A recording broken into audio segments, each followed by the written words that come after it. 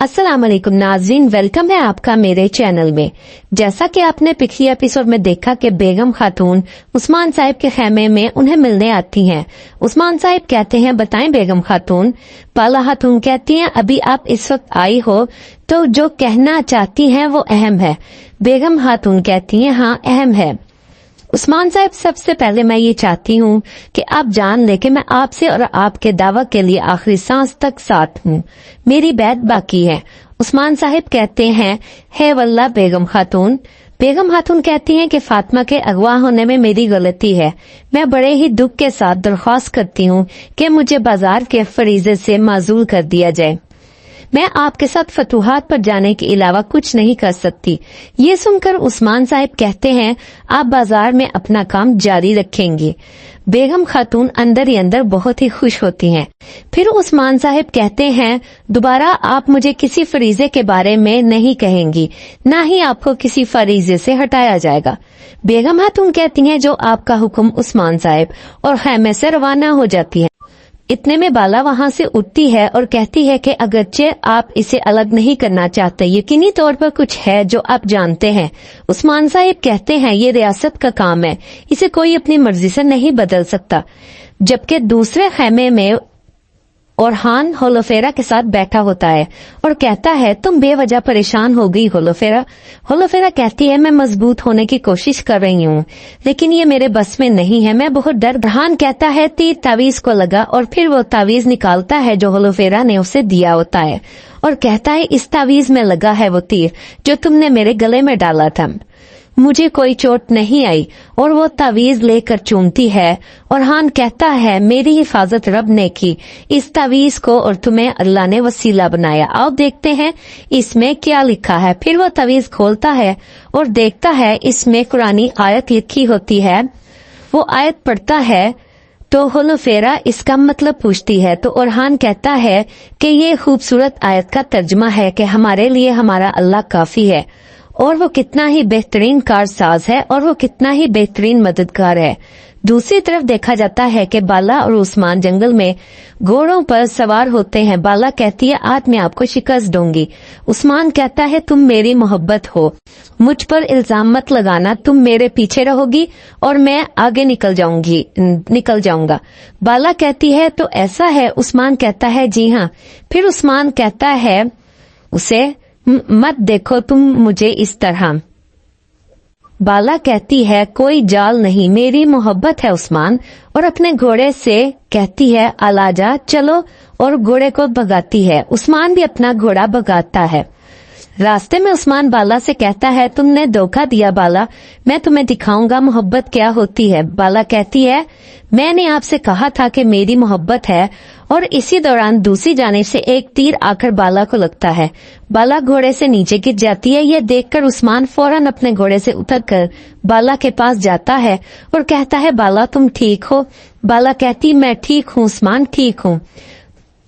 इसी दौरान एक और तीर बाला को लगता है और बाला इंतहाई दर्द में मुब्तला होती है। उस्मान साहब को कुछ पता नहीं लग रहा होता तीर कहाँ से आ रहे हैं। वो खुद को ढाल बनाकर बाला के आगे खड़े हो जाते हैं। इतने में एक और तीर आकर बाला के सीने में लगता है। उस्मान समझता है कि उसके जिस्म से आर पार होकर बाला को लग रहा है। उस्मान को कुछ नहीं हो रहा होता, बाला को मुसलसल तीर लगे जा रहे होते हैं और उस्मान निहायत परेशान हो रहे होते हैं कि मुझे तो कुछ नहीं हुआ, लेकिन मुझ में से तीर निकलता हुआ बाला को कैसे लग गया। उस्मान अपनी आंखों के सामने बाला को मरता हुआ देख रहे होते हैं। इतने में एक और तीर बाला को लगता है। उस्मान पीछे से बाला का दिफा करते हैं, लेकिन एक और तीर देखते ही देखते बाला को आ लगता है और बाला का सारा जिस्म तीरों से भर जाता है और वो जमीन पर गिर जाती है। उस्मान कहते हैं, मेरी प्यारी बाला, तुम ठीक हो जाओगी। बाला कहती, मेरे प्यारे उस्मान, मैं आपको कुछ बताऊंगी। उस्मान कहते हैं, मेरी बाला। बाला कहती है, हमने क्या किया? उस्मान कहता है, क्या किया? बाला कहती है, सबसे ज्यादा प्यार करने वाला तेजी से भागता है। हाँ बिल्कुल, फिक्र न करो, हम दोबारा एक साथ भागेंगे। बाला अपनी आखिरी सांसें ले रही होती है और कलिमा शहादत पढ़ती हुई अपनी आंखों को बंद कर लेती है और उस्मान कुछ नहीं कर पाते। इतनी देर में उस्मान की आंख खुल जाती है اور وہ بالا کو دیکھتے ہیں اور کہتے ہیں اے رب ہمارے لیے بھلائی کے راستے کھول دے. جا کر وضو کرتے ہیں, نماز ادا کرتے ہیں اور دعا مانگتے ہیں. اے میرے رب تو ہماری حفاظت فرما. اے میرے رب اگر اس دنیا میں سجدہ کر کے سر نہ اٹھاؤں تب بھی تیری نعمتوں کا نعم البدل نہیں ہو سکتا.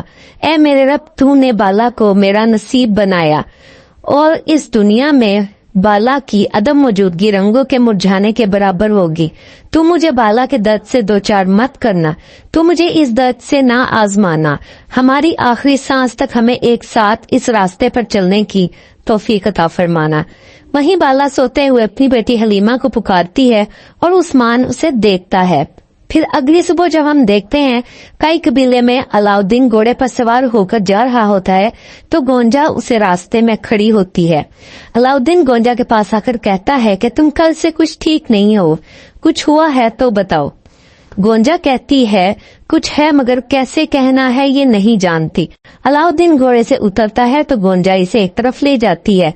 گونجا کیا تم اس سے اداس ہو کہ ذمہ داری ہولوفیرا کو سونپ دی گئی؟ گونجا کہتی ہے ہاں ایسا ہی ہے. والدہ ہولوفیرا اور خواتین کے درمیان چیزیں ٹھیک کرنا چاہتی تھی لیکن اسی دوران مجھے فراموش کر دیا گیا. علاؤدین کہتا ہے کیا تمہیں فراموش کیا جا سکتا ہے خاتون؟ گونجا کہتی ہے میں نہیں جانتی ہوں, والدہ ہم سب کے بارے میں سوچتی ہیں. علاؤدین کہتا ہے لیکن میں تمہارے چہرے پر مسکراہٹ کیسے لاؤں گا؟ گونجا کہتی ہے کیسے لاؤ گے؟ تو وہ اپنی جیب سے ایک رومال نکالتا ہے اور گونجا کو دیتا ہے.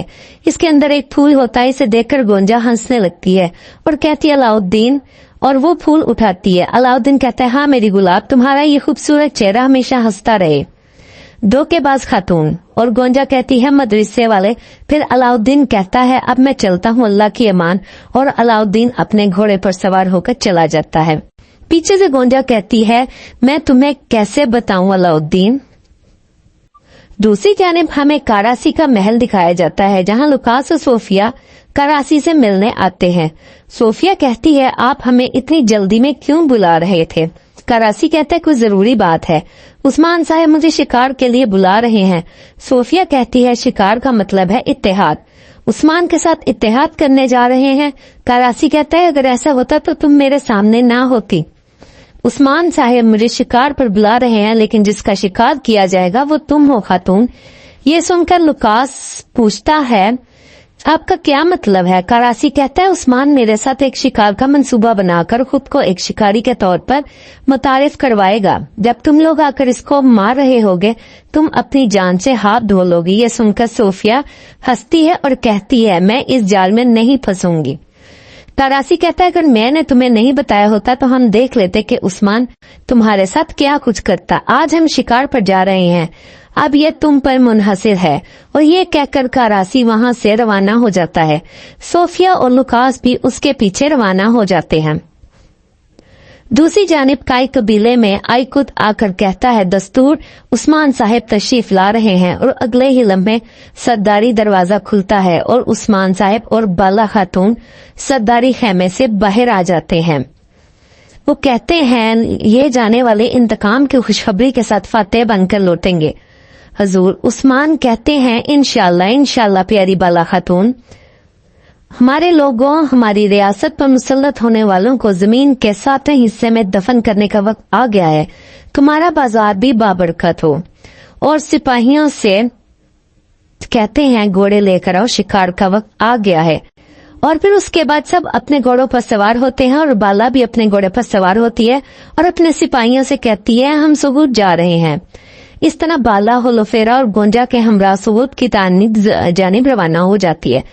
ناظرین اس جگہ ہی ایپیسوڈ ختم کرتے ہیں. ملتے ہیں اگلی ایپیسوڈ کے ساتھ.